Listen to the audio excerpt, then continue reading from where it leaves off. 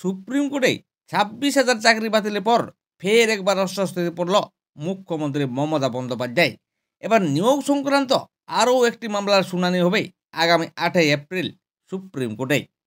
এবার আরও বড় সড়ক কুকীর্তি ধরা পড়ার মুখে রাজ্য সরকার। যে মামলায় গোটা মন্ত্রিসভার বিরুদ্ধে সিবিআই তদন্তের নির্দেশ দেওয়া ছিল, সেই মামলা এবার শুনবে সুপ্রিম কোর্ট। প্রধান বিচারপতির ডিভিশন বেঞ্চ এমনই কিন্তু নির্দেশ দিয়েছেন। কলকাতা হাইকোর্টের বিচারপতি দেবাংশু বসাক ও বিচারপতি রশিদের বেঞ্চ যখন 25,752 জনের চাকরি বাতিলের নির্দেশ দিয়েছিল, ঠিক তখনই সুপার নিউমেরীয় পোস্ট নিয়ে রাজ্য সরকারের বিরুদ্ধে বেনিয়মের অভিযোগ উঠেছিল।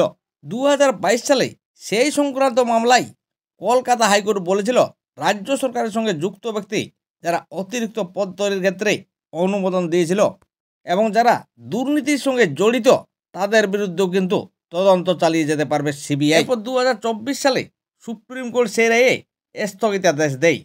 তৎকালীন প্রধান বিচারপতি DI চন্দ্রচূড়ের বেঞ্চ তিনি স্পষ্ট জানিয়ে দেন, রাজ্য সরকারি অফিসার বা মন্ত্রীদের বিরুদ্ধে কোনো তদন্ত করতে পারবে না সিবিআই। এরপর থমকে যান সেই মামলা। সুপ্রিম কোর্টে নতুন প্রধান বিচারপতি সঞ্জীব খান্না আসার পর সেই মামলা আবার শুনানি হতে চলেছে।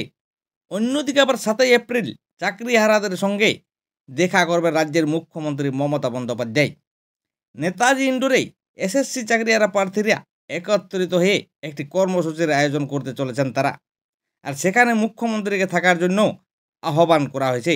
আর সেই আবেদনে সাড়াও দিয়েছেন মুখ্যমন্ত্রী মমতা বন্দ্যোপাধ্যায়।